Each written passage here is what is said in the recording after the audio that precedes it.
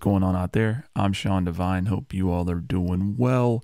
Today's video is by request. I get a lot of questions on the channel about sub 808 bass bends and slides and how I am accomplishing this effect in my own sessions. So there's a lot of different ways of doing this. Some producers prefer to use synths. Other producers use samplers and load in 808 samples. But the actual glide and the bend effect, the programming of this is going to be very similar no matter what type of instrument or what synth you use. And then we have, a couple of familiar options that you're going to see across these. So today I made this sound in Massive. This is just a custom bass patch. But I'm going to play this back and then we're going to talk about what's going on under the hood. Some of these different parameters that are going to give you control over your bends and glides so that you can make them your own.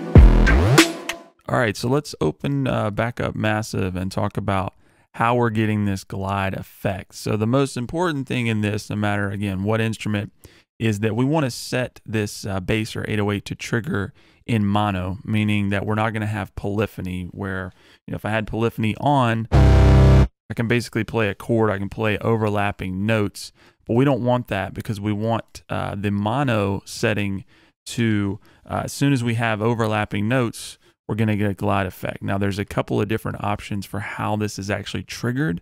Right now in Massive, I have it set to always, which is going to give you a different effect. And ultimately, it's going to be programmed a little bit differently or played a little bit differently in terms of triggering the glide. So right now, if I just do this with always,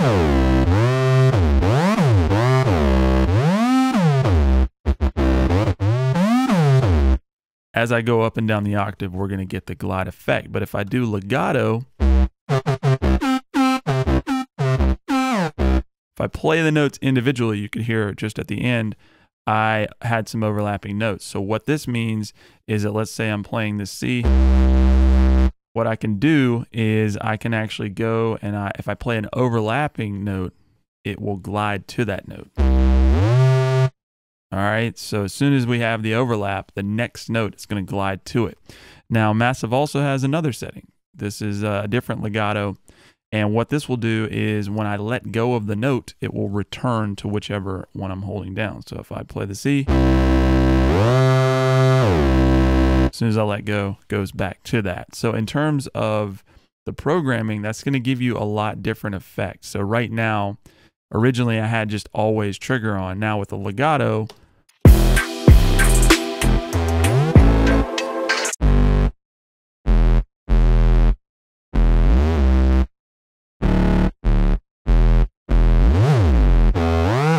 you can hear we're getting a little bit different effect because that glide wasn't happening here because we didn't have an overlapping note. So I need to slide this over so that the overlap happens. And that will create the glide. And so with the legato option on, you get a lot more power and flexibility because you can actually just program, where you want the glides to happen. Just program an overlapping note wherever, and then you can have a note, say hang out, so that it as soon as this note goes away, it's going to return back to whatever note you had held. So just a lot of different options in terms of how you program the MIDI itself. So you can obviously change the glide time to give you longer or shorter glides, just going to give you a different effect.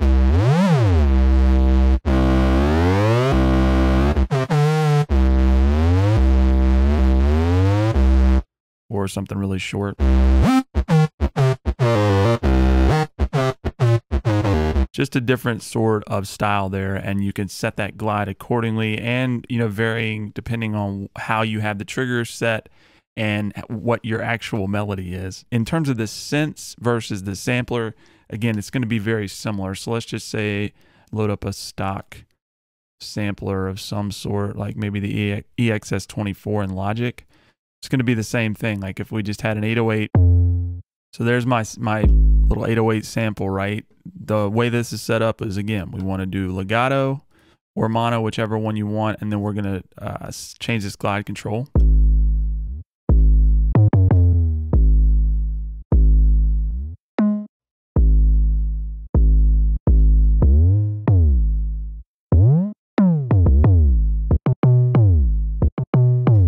Same sort of things. You can do this across, all your different instruments. It's going to be the same concept.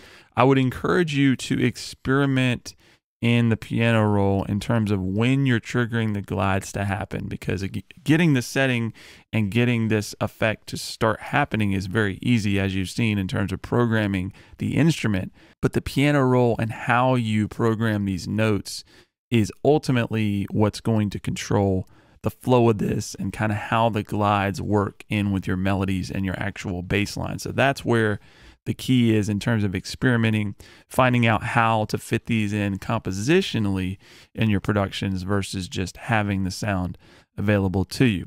Hopefully this gives you a better understanding and idea of how to create these bends and glides, and just kind of get your wheels turning in terms of the different options and controls you have over how this effect is working, but ultimately, how you're programming it and playing the actual notes and triggering the glides is where the sound and the cool factor of this comes in. If you're just triggering glides all the time, it's not really going to be that enticing in terms of the productions. If you have any questions about gliding or bending your 808 or sub bass, feel free to leave a comment below. If you learned anything in the video, please like, subscribe, and consider sharing.